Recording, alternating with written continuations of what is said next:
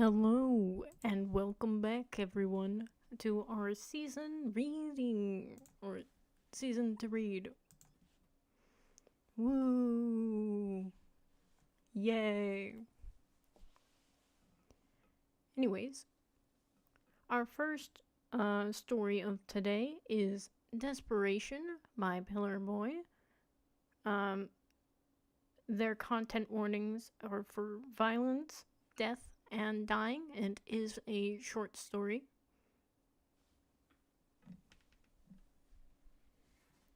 And we will begin. The second. If you try, you can do anything you set your mind to. I just know it.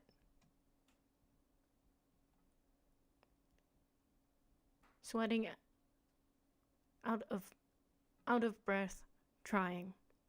Josh was hidden behind the tree line of the small forest that sat beside camp.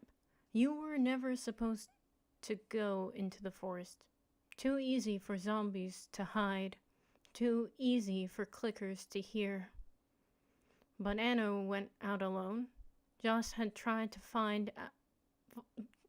follow, but got cornered by walkers almost immediately. Pretty easy to beat, not so easy to stay quiet. She looked at the semi-automatic in her grasp and rolled her eyes. Stupid. She was better with melee anyways. Joss!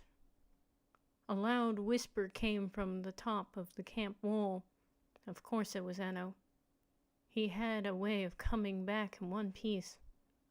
What are you doing? Josh made a wild gesture and pointed at him. Anno's eyes went wide as he realized.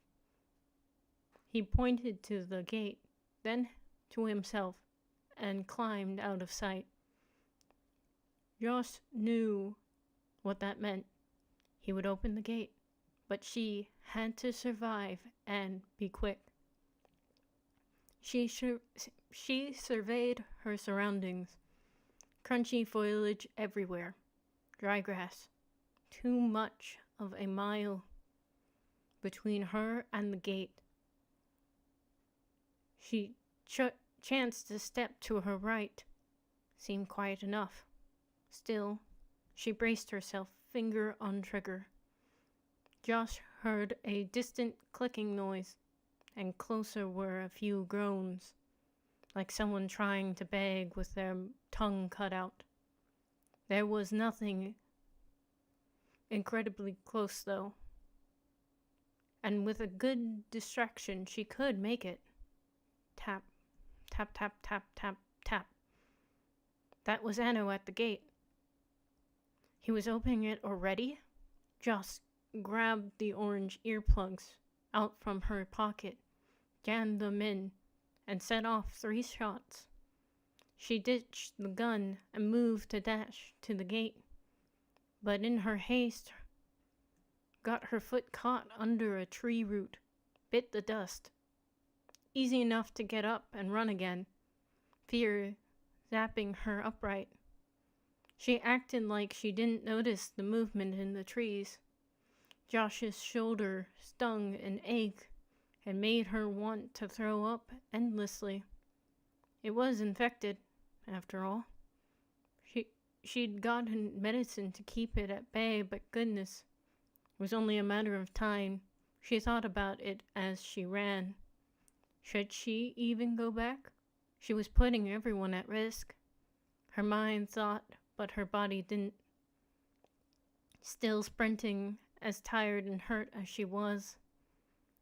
The gate, bearing dents and blood, was massive. It loomed over the young pines and blocked the morning light. So much less fragile than a human body, a human soul. That beautiful gate was simply meters away, but Josh slowed down. Apparently even determination can't hide the fact that she'd never finished the mile in time. The gate was silent as it opened. Anno's outstretched arm as a beacon of hope.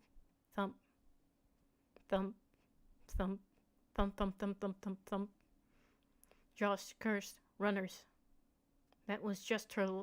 A hand gripped her arm with a horrifying sturdiness, the confidence of a predator, 100 times the size of its prey. But she was not about to be prey. Josh yanked the blade from her leg pocket and spun back just as the zombie tried to get a bite of her. She stuck it into its face and kicked it backwards.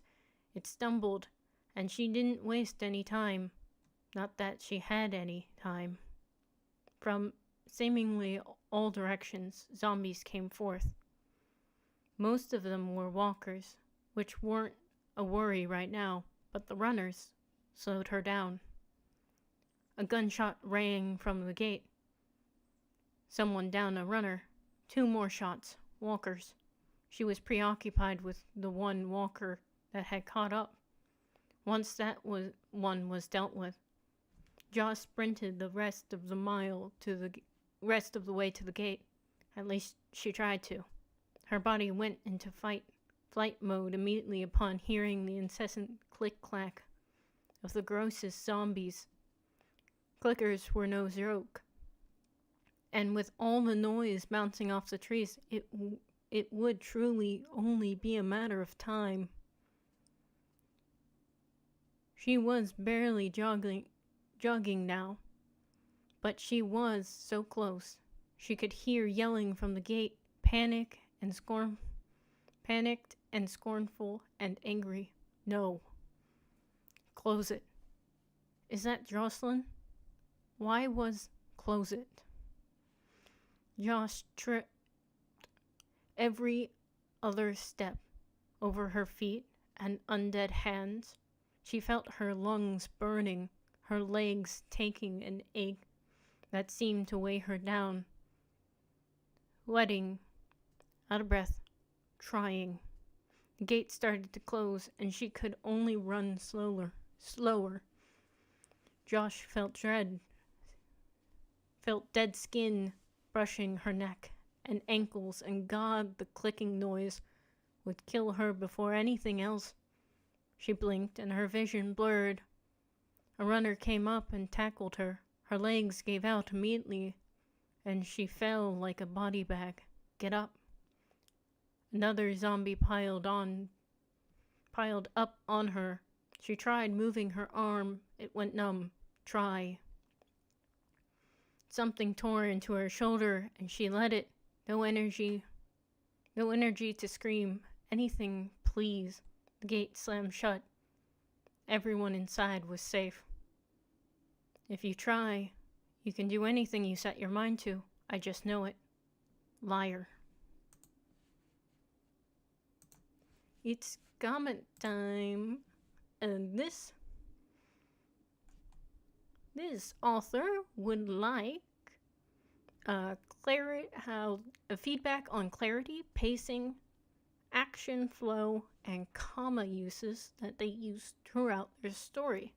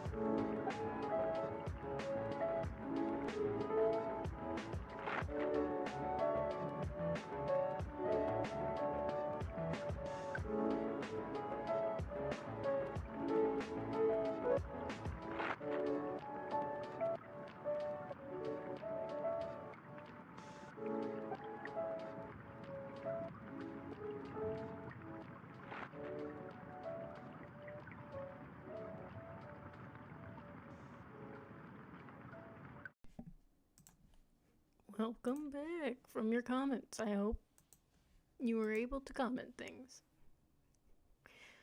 Our next writer is Kelsey Wrights, who is one of our anthology authors, so please do check out our anthology. They're there, I promise. And we'll be reading a section from Beautiful Evil Thing, so if you wish to finish it, please read on your own time, because we're just reading a small section of this.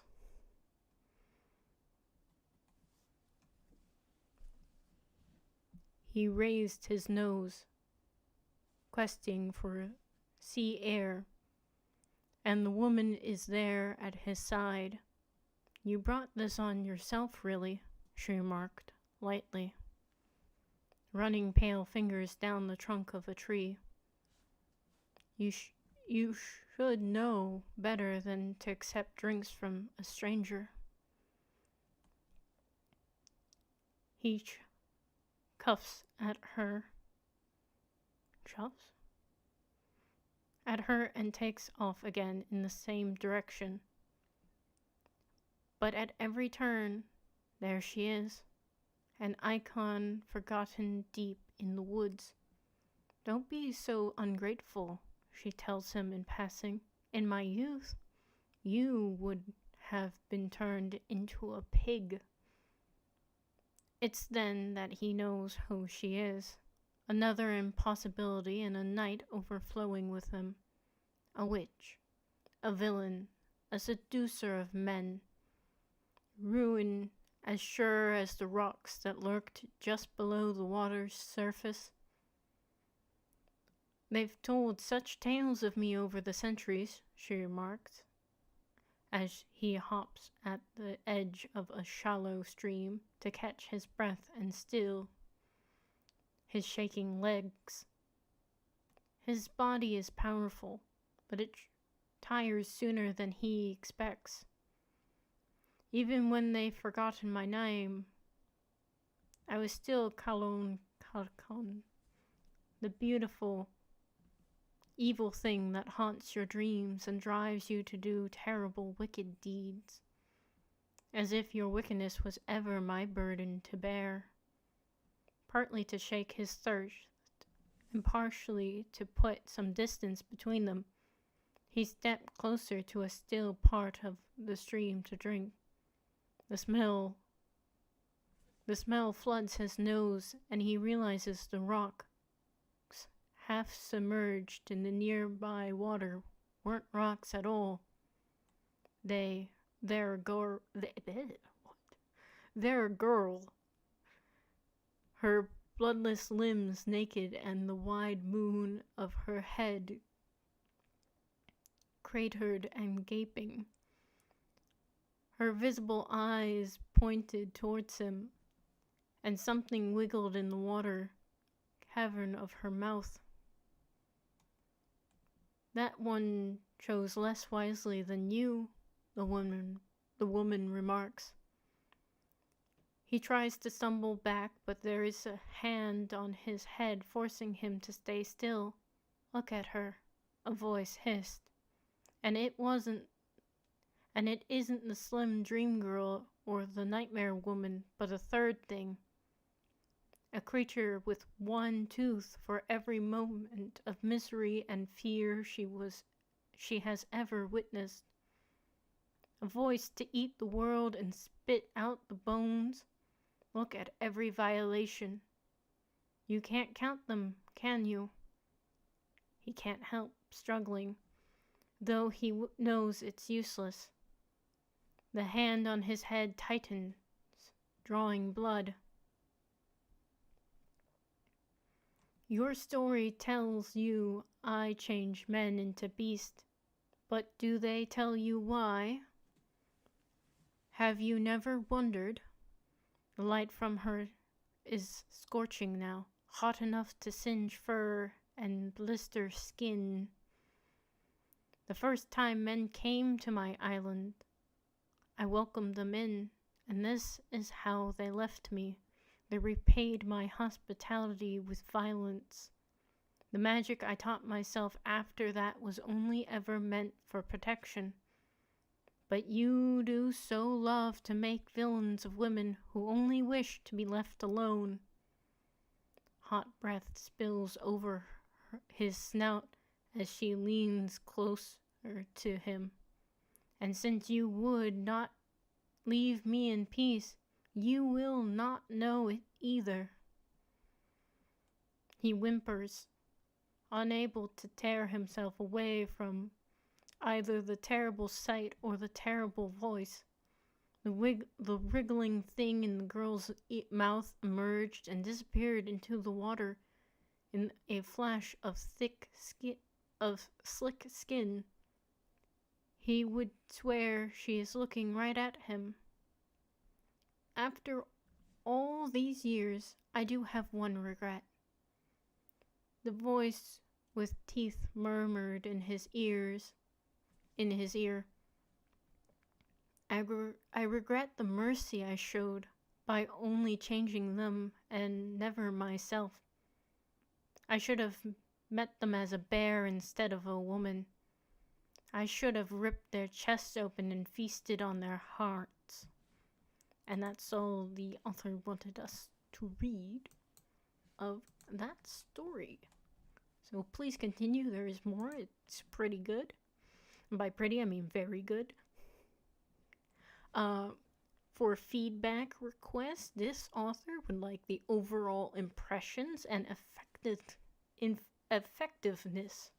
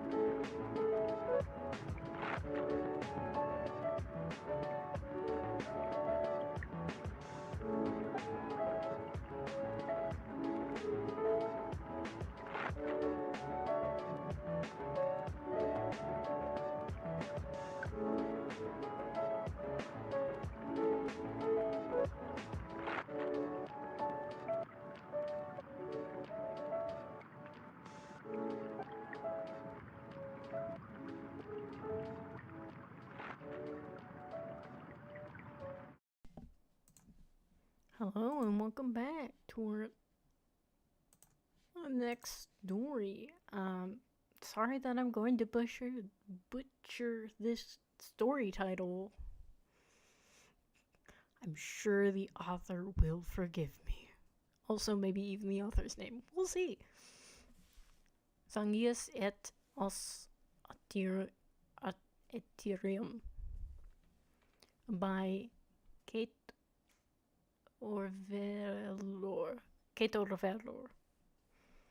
Yay. This one has content warnings: violent, death, dying, blood, and gore. Did I forget it for the last story? Yes. But listen, nothing for that. Chapter 1. There is a prologue. It is interesting, but we don't have all the time in the universe for this, unfortunately. Chapter 1. The true horror of vampires is not the blood-sucking, the murder, or even the enthrallment. The greatest horror of vampires is that you will never know when you are facing one until you are staring the proof in the face. And by then, it's too late for those who are unprepared. Chapter 1. The Warnings. Professor Abraham Van Helsing for the Vampire Hunters Essential. Athena never saw herself as difficult, but then again, she knew most people never saw themselves that way either. Unfortunately for her, the evidence was obvious. Being in foster care sucked. Athena supposed her experience could have been worse. She'd never been abused, at the very least, and she used to being left alone. But the proof was there. No permanent placement after 18 months. These last couple had been particularly bad. 4 placements in 2 months. This card ride was a lot longer than the others she had endured before.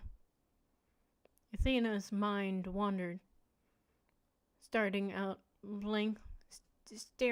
blankly at the passing scenery of gloomy gray skies and pale, sad buildings. Her mind kept circling back, thinking in loops of what went wrong. You were quiet. You were nice. Was that bad? You didn't talk. That was bad. You got mad. That was bad. You talked more.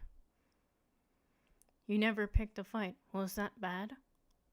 You talked too much. That was bad. You said the wrong things. That was bad. You made them feel dumb. That was bad. You only took what was given to you. You never asked for more. You minded your business only. You never ate enough. That was bad. You never drank enough. That was bad.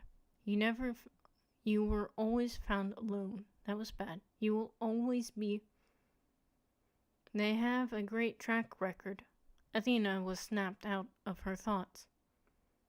You were spacing out again, weren't you? The social worker frowned. Athena could tell. She could hear it in her voice. Athena scratched at her arm absently. Sorry, miss. The social worker sighed. I told you to call me Janet. Athena scratched her arm a little harder. Sorry, Janet. It's all right. You don't have to apologize, Janet redirected. She always did when she realized she was in a rush. Anyways, we'll be there in a few minutes. And like I was saying, this family has a great track record. A great track record? How? Athena questioned, always the skeptic. Janet responded. Their placement stays at least 3 months, and on record, their family name has been adopting kids since our great something grandparents were alive. Just because their ancestors did a good job taking in kids doesn't mean they will, Athena retorted. Janet sighed again. Athena began to wonder if that was all adults did around here. Athena, can't you look on the bright side just for once? Athena said nothing and went back to scratching her arm. Janet sighed once again. Just give them a chance, okay? You might like them. I always like them. You tolerate them. That's the difference. Athena rolled her eyes and picked at the fabric pilling on the seat of the car. She absently noted how the passing buildings turned to trees and the roads turned from asphalt to gravel. She didn't mind the plants. She liked being alone, and it stood to reason that perhaps this family may be the same. But it didn't rule out the possibilities that they preferred a tight-knit family style of living. Athena grimaced at the thought. Athena hardly registered when the car came to a stop. We're here. Janet pulled the keys from the ignition. Come on. Athena climbed out of the car and scratched. She never wanted to complain to Janet, but the social worker always kept the seat so far back there was hardly any room for her legs. Athena never paid much attention to the appearance of a house she stayed at. They were temporary. The families were temporary. No point in getting attached when you know you're a guest. This house was different. House barely described the monstrous structure laid before her. It was complete with Gothic detailing and buttresses and all in maintenance too. 2 stories, a wraparound porch, deep blue accents, and a dark red, no, burgundy, or was it mahogany? Complete with golden detail throughout. No matter which way you spun it, the house was of incredible design. This place is huge. How can they afford it? Athena stood stunned. Janet threw the trunk open. They're loaded, that's all I know. Athena had practically blocked out Janet's commentary and went up to investigate the house, muttering her own commentary. The property size alone should have cost a fortune, never mind the cost of restoration and the installation of plumbing, electricity, and modern appliances. And the paint too. The color is still deep and vibrant, so either it's sealed really well or they consistently repaint. But even if it's sealed, they'd probably still have to wash the house regularly. You're early. Athena nearly jumped and swiveled her head towards the new voice, but saw no one. Janet shouted from the driveway, Athena, could you grab your stuff? We're already behind schedule. Sorry, Janet, I'm coming. Athena rushed back to the car to grab her stuff from Janet, but all she could think about was the mysterious voice. Athena quickly gathered her belongings, scrambling to avoid dropping anything. Athena started to go through her ritual. She counted each bag and item 3 times just to make sure it was all there. Backpack, duffel bag, book bag. Backpack, duffel bag, book bag. Backpack, duffel bag, book bag. Book bag. Athena, Janet huffed. Are you ready? It always made Athena feel sorry when Janet used that tone. Hang on, I'm almost done. Backpack. Notebooks, pencil, eraser, computer, charger, phone, duffel. Clothes, toothbrush, hairbrush, deodorant. Book bag. 4 books, the most important ones. Okay, it's all here. I'm ready. Athena quickly put on all of her bags. Backpack first, then duffel, then then book bag. She knew she looked ridiculous. A guest, a camper, just staying for a while. Janet locked the car and hurried up to the front door. Gravel crunching all the way. All right, let's go. Athena tried her best to keep up. Keyword, tried. Athena was never super athletic, and the added weight of the bag made the relative simple trek harder. She used to fence, but that was a long time ago. And skate, but that too was gone. Athena shook the memory from her mind and made her way back up the gravel path, slightly sinking and scraping against the small gray rocks. Janet picked up the knocker and knocked it 3 times. Athena liked the number 3.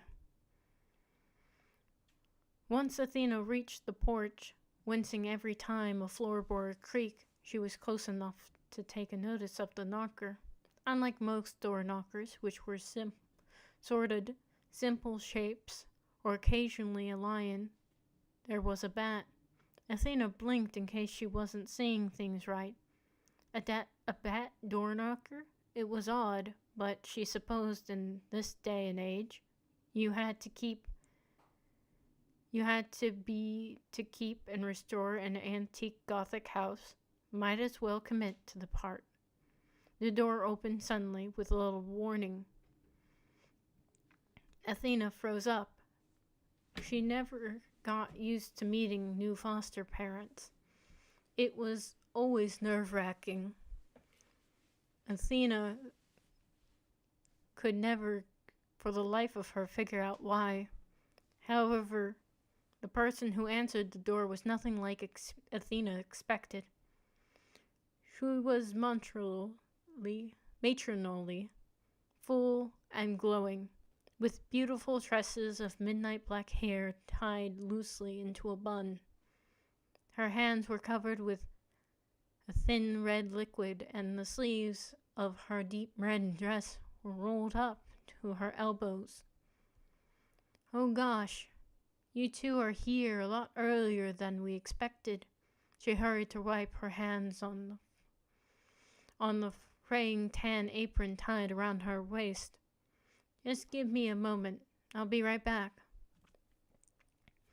The woman rushed back into the house, clambering through the corners, before shouting back towards the entrance. Come in. I'll be over there in a second." Janet smiled and walked in with seemingly perfect confidence. The only tell that she was nervous was how she kept checking her watch repeatedly. Athena reminded herself that social workers like Janet were always in a rush. There was always more to do, that the simple courtesies Janet offered were strictly professional and equally bit into her time and pay. Athena followed after Janet, always taking smaller, quieter steps, as if doing so might make her invisible. The woman shouted through the house again, "Claire, come down and finish preparing dinner for me." An incoherent shout sounds through the house in response. Out of what Athena assumed to be the kitchen, the woman emerges, apron now removed, hands clean and dry, now smoothing out the wrinkles in the dress. The woman rushed over to the social worker, shaking her hand. "You must be Janet." The woman leaned in and crouched a bit as if to get to Athena's level. "And you must be Athena." From her perspective, the woman was practically looming over her. Athena knew she was short for her age, but this woman's behavior made her feel infantile. Athena started scratching at her arm again. It was starting to hurt now. "My name's Eleanor, but you can call me Elaine for now," the woman, or Eleanor, smiled in an unsettling way, like she had too many teeth, or too large of ones to properly fit in her mouth. Athena tried her best to smile back at Elaine, but she could tell from the slight drop in expression that she did not succeed. Elaine simply patted her on the cheek. "That's all right. Why don't you head over to the dining room so I can talk with your social worker?" She only nodded in response. That was always easier than actual words. Athena moved quietly over to the kitchen. It still smelled faintly of blood. On the stove, a pot was bubbling, but no one was watching it.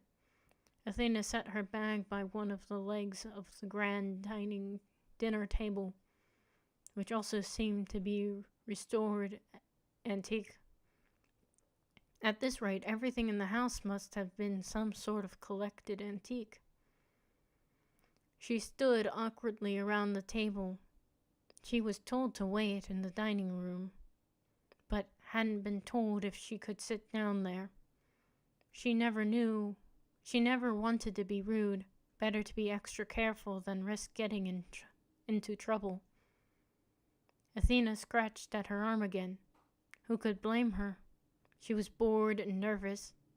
When it stung, she rolled up the sleeve of her jacket, red and irritated. Athena hoped it would have taken longer before it got this bad again. She tugged the sleeve down again and clamped her hand down over the cuff. She'd just have to keep it there for a while until the area calmed down.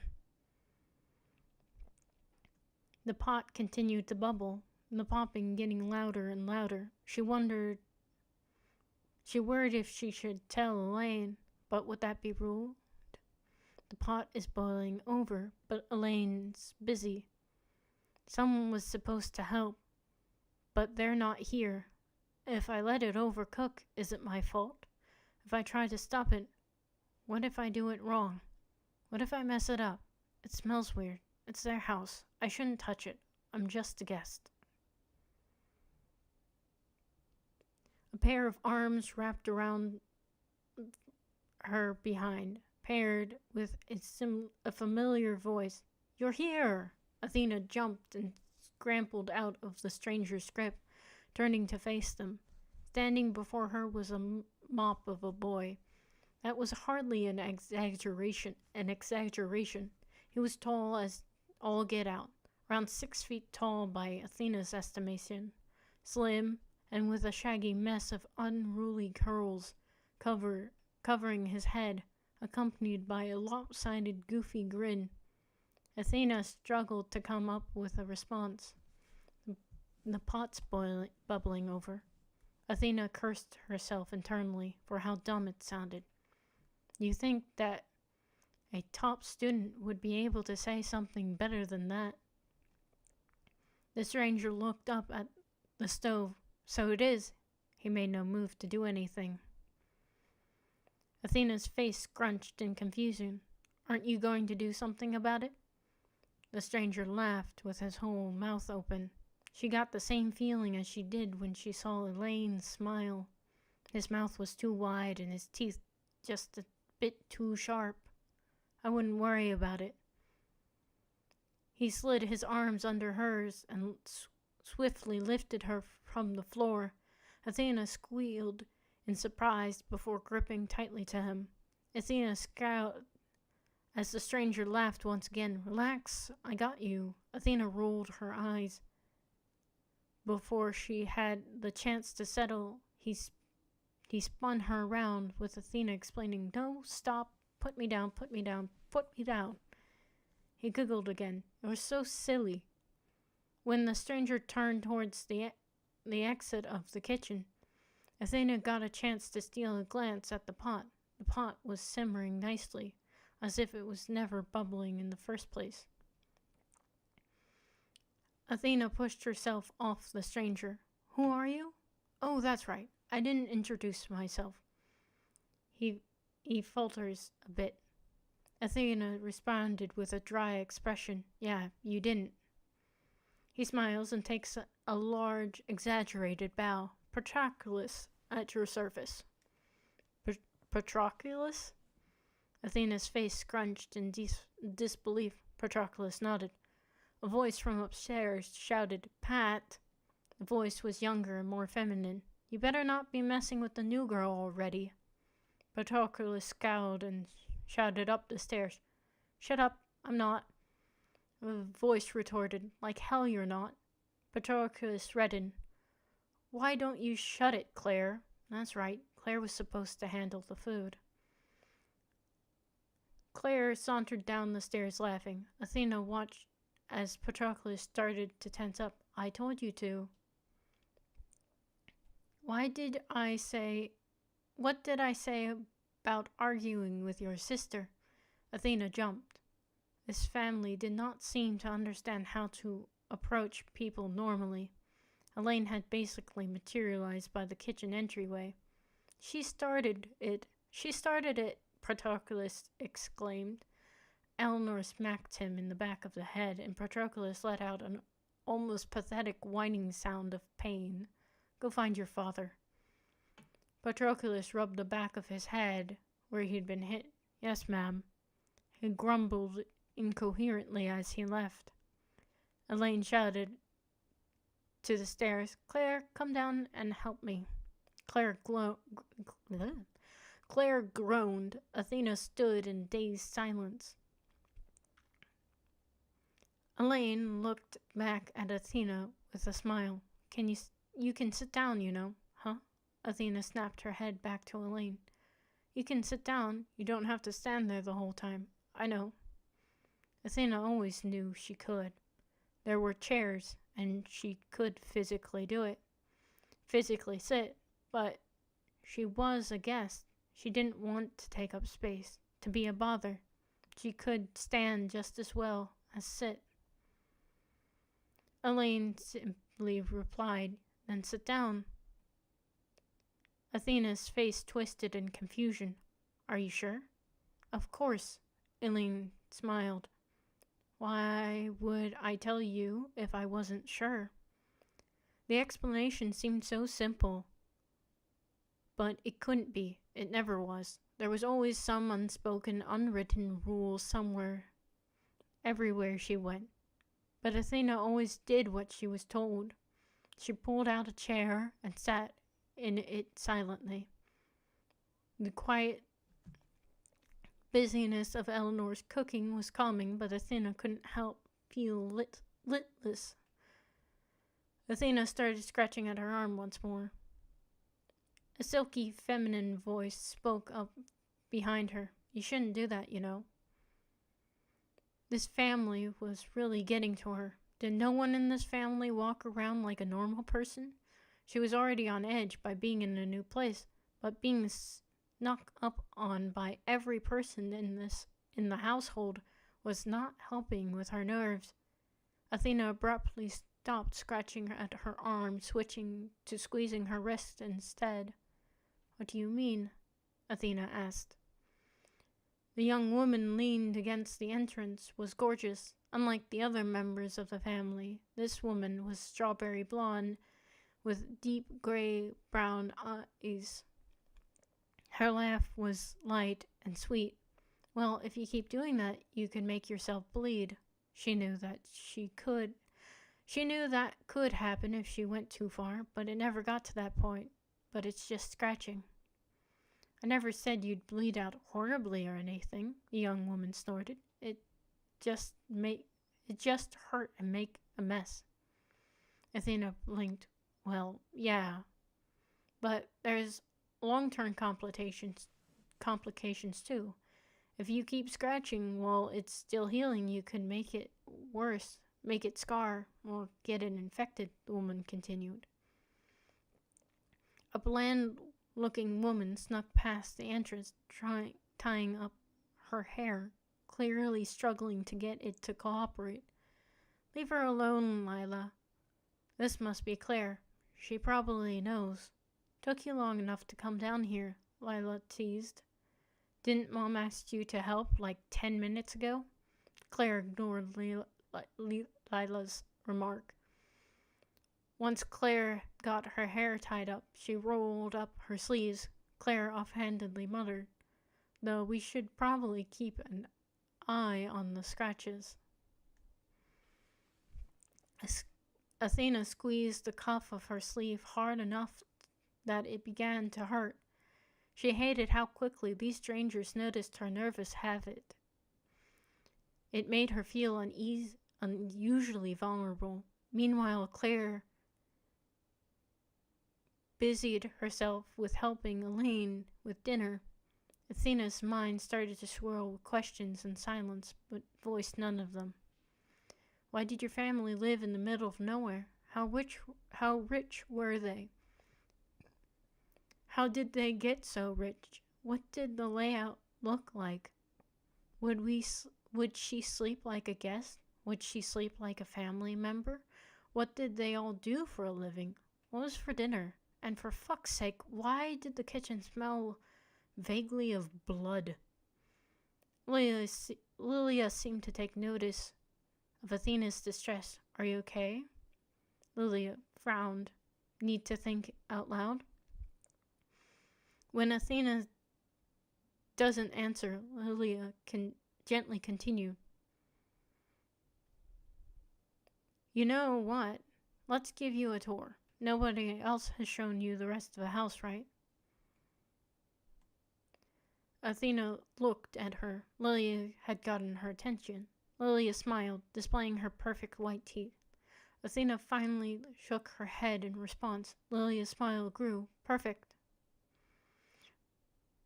Lilia straightened up to get ready to move. Athena stood up from the dining room chair before pausing. Hang on. If she was leaving, even if it was only from this room, she had to do a ritual. Backpack, duffel bag, book bag. Backpack, duffel bag, book bag. Backpack, duffel bag, book bag.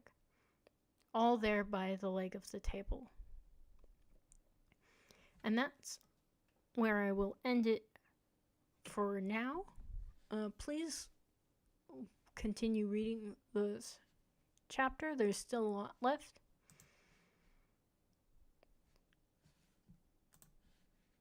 But it is comic time.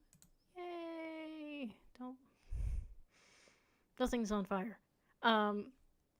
Feedback is overall, this author wanted was overall impressions.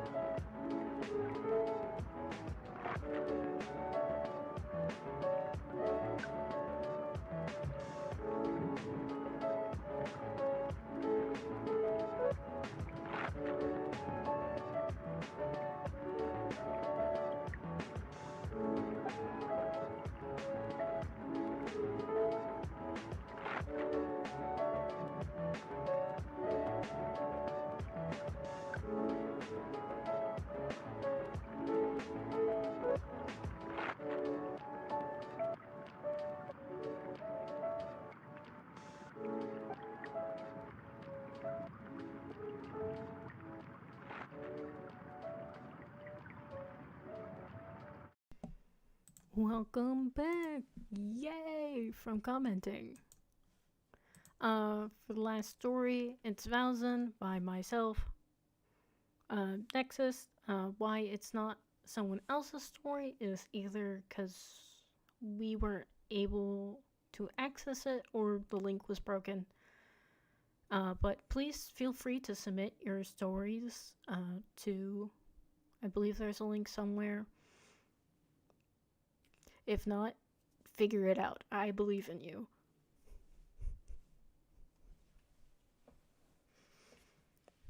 A place of connections. Caden's perspective. The sun was beginning to set, and most of the workers were calling it quits for the day. Caden wiped the sweat off his brow, which had collected despite the chill that ran through the air, and looked at the work he had left to do. He had been working the field for several grueling hours now, yet it seemed like there was always more to be done, especially since he would pick up extra work from folks who wanted to call it in early. He did this almost every day to help pay out the debt he and his uncles had. Because of this, Caden had made many friends among the farmers. An older man who was struggling with his supplies caught Caden's attention. It was Chester, one of the folks that helped him out. When he had just started, Caden glanced down at his work. It wouldn't hurt if he helped Chester, and he owed the man more than what coin could buy. Caden dropped his shovel and ran over to Chester. "Let me help you out." "No need for that, boy. I can manage on my own. And anyways, you need to finish up your section and get back to your uncle before curfew's called." Plenty of folks go over curfew. No need to worry about me. You're too much of a young'un. Sure, not many folks get in trouble for that around here, but that doesn't mean it's not without consequence. Several folks have never returned when working past curfew. Oh, never knew about that. You suppose they were put in jail? If they were lucky. There are true monsters that use that time to strike, hence why the curfew exists. You should consider yourself lucky you weren't born a lass. Caden gave an awkward laugh before saying, "You've still not managed to scare me off, Chester. And if we hurry, I promise I'll be home and done before curfew is called." "You're a stubborn lad. But fine, since I know you're well enough not to argue further." Caden gave Chester a big smile as Chester reluctantly handed over his equipment and bag. Chester led and Caden followed. The sun ticked further down and the clouds rolled past, swept up in the speed of the wind. The two trekked on. The ground made a soft crunching noise as they walked. Caden tried to stop the chill that ran through his body. They were going too slow for his body to be producing enough heat to stay warm. His clothes were too light for the weather, but he couldn't buy himself wool clothes since he wasn't worth the cost of such an item. He hoped that one of the farmers would want to replace their clothes or coat soon, or would by some shift of hubris's will give or throw their old items to Caden. Maybe he could pray for such a thing once he was home, but he had nothing to offer a god of luck. If his garden he kept at home had a good enough harvest, he could offer that, but the food would be too useful to use as a gift unless Eaton blessed him. He puffed his breath into his hands in frustration and for warmth. He muttered to himself, quiet enough so that Esther couldn't hear.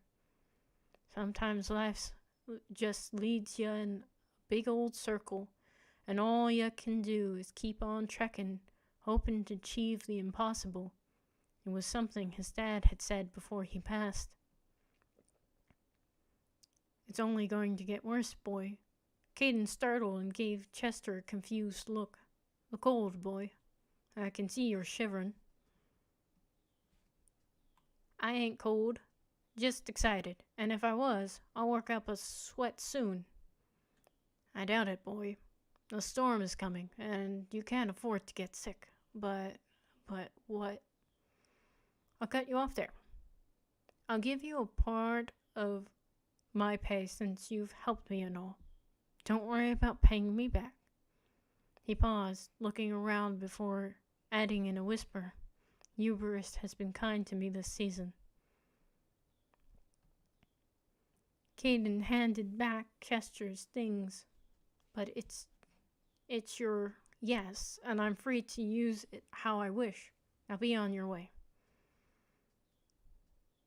Before Caden could argue further, the man pushed him away and shut the door. Caden stood there bewildered for a few moments. He was half tempted to start banging on Chester's door for an explanation, but he doubted that the other folks around here would like that. Sighing, he looked up to the sky, but was unable to see much due to the nasty-looking clouds. Chester was right. The weather seemed like it was about to change even further. The weather had only been getting worse the last couple of years, and he wondered what god was responsible for that. Caden shrugged away the thought and started a light jog. He might be able to finish up his work before the storm comes, and was a good excuse not to be back home just yet. Just as he got back to the farm, the rain hit. It was the heavy rain that would soak Caden to the bone. Darn. He grabbed his equipment and ran off. He would have to explain why he hadn't finished his work tomorrow to the supervisor, and his pay would be docked for a couple of days. But he would still be able to work, and if he got sick, the only thing that would happen is more debt. Caden got to his home, and 2 hunting hounds greeted him. His uncle had claimed them, but the 2 preferred Caden's company best. They were chained to a fence post, which was surprisingly still in the ground. "I've missed you too. Now let's get you inside." He unchained the dogs and made sure they followed him to the small shed. This is where Caden and some of the other animals slept. He didn't mind it. It would be warmer here, and he wouldn't have to worry if his uncle was in one of his moods. The shed had a small leak coming from the roof. "I should ask around to see if anyone has any extra lumber," he said to the dogs, who just wagged their tails. "Sorry, no treats for you today, but I do have pets to offer." After each dog had been thoroughly petted, Caden made them a bed with some items. He wished that he could do something better for the dogs, but they would all have to make do. Before Caden joined the 2 dogs, he checked the latches of the windows. It wouldn't fix the wind getting in, but it might stop some of the rain. He also needed to get undressed, or he would get sick. He removed his clothes, and once he was sure all the windows were closed, he moved to the darkest corner where no one but the dogs could see him, and sat down on his knees. He put his wet clothes in front of him, and closed his eyes, focusing on their wetness. As he drew upon a source he didn't quite understand, his veins started to glow a dull blue, which would not be visible under the thicker clothing of winter. As he focused, he was trying to draw the water from the fabric. He had done this before a few times when he could safely practice. From his practice he knew that his eyes always glow blue when using his magic, and every so often his veins would glow, so he always used it sparingly. He had heard about what happened to mages. He didn't wish to find himself with such a fate. He took a deep breath and opened his eyes. As he moved his hand along his wet clothing, he drew the water out of the shirt and into a puddle. He had thought of moving it into a wooden bucket, but with each pass it made his body grow weary, and he knew he wouldn't have the energy for it. Once he had finished pulling the water from his clothes, he could barely move. With his last bit of strength, he put on his undergarment and tried to roll over to the dogs for warmth. Sleep soon took over his body. Caden dreamed of the fire that took them away, the one that burned part of his arm. And during this dream, the melting faces of what used to be his parents had spoken, blaming him, like his uncle always did, for their deaths. When he awoke, it was later in the day than usual, and the dogs were gone. Caden supposed that his uncle had simply forgotten to awake him, but he didn't mind, despite it meaning that working the land would be off the table for the day. There were always other jobs. He looked at his clothes that were to his left and saw that a raven was using them as a place to rest. "How did you get in?" he asked the raven. "Craw. Are you injured?" he asked, reaching towards the bird, which caused it to fly away and perch on the nearby pitchfork. "Seems not. Are you like a messenger bird?" "Craw." I take that as a yes. The bird seemed to nod at this. Who uses ravens as a messenger bird? It could be Chester, sending him the money, but Caden doubted it. Chester had probably already given the money to his uncle. He moved over to the raven. "May I have the message?" "Grr." It pulled out a letter. Caden couldn't tell from where. He frowned at the letter. "Thank you for delivering this. But I can't read." "Well, I know a few words." The raven gave him a look. "Did a craw, then jump side to side. Do you want me to follow you?" "Craw, craw." I take that as a yes. I need to finish up some chores first. The bird looked at him with impatience.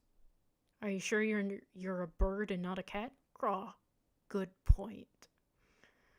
Caden finished up his chores and left the house following the bird. He knew he wouldn't be able to do much at the farm today, since if you were late, someone else always took your place.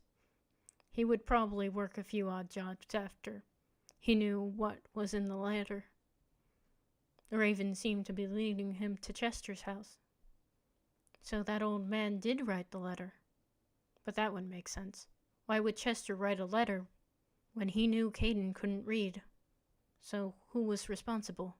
Caw. He knocked for the bird. "Ah, Caden, I'll be right there." The old man had recognized him from his knock, or maybe he had expected him. Chester opened the door after a couple minutes and gave the bird a confused look. "Why, got that raven with ya, boy?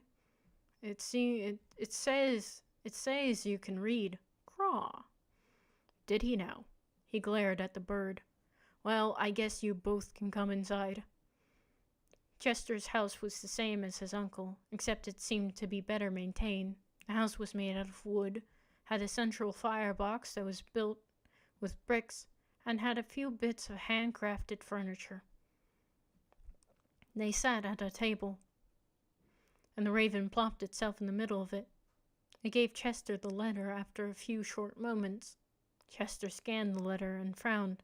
"Is it bad news?" "Not really. It would be a chance for you to start over. I just don't like that Vesper was the one to deliver this." The raven made a noise at Vesper and seemed to be proud. Chester rolled his eyes and checked the room and windows before he continued. "Why didn't you tell me your uncle was abusive?" "He's not. He just smacks me around so I get strong. That's all. He's worse towards the dogs." He paused at the face Chester made at his remark, then added, "Why would you think that?" "'Twas in the letter. It also alluded that you might be a mage." he whispered the last part. Caden froze. Had Chester seen him last night? Had someone seen him when he practiced? Would Chester report him? From the look on your face, it looks like you are one. I hope it's a blessing given by Hubris and not a curse from Okno. Who's Okinai? Not a god that you should get the attention of. So you're not going to report me? Why'd I do that? He patted Caden on the head. In any case, the letter wishes you to meet this employer on September 15th at Sellers Lane, which is in Amberfront. That's not too long from now. I can take you there. My new opportunities with the same fellow, I believe. Then could you tell me who it is? Chester looked at the raven, which crawled. Do you know of a man known as Torvik Valenko? Uncle says he's a no good mage, hypnotizing people into respecting him, for his business is too good for him not to be a mage. Craw. I see. There are some folk that think he might be a mage, since his family were reported mages. But Torvik has been cleared by several people. He's a good man fighting for those of us who have less. Even his family were good people. Oh, so he couldn't train me? I don't think anyone can, boy. But working for Valenko might be your best bet to change your life forever. So what do you think? I want a chance. I can also run into someone who can teach me, and then I'll come back and take the dogs. Good answer. Comic time. And then feedback is, for me, is vibe, clarity, character voice, overall impression.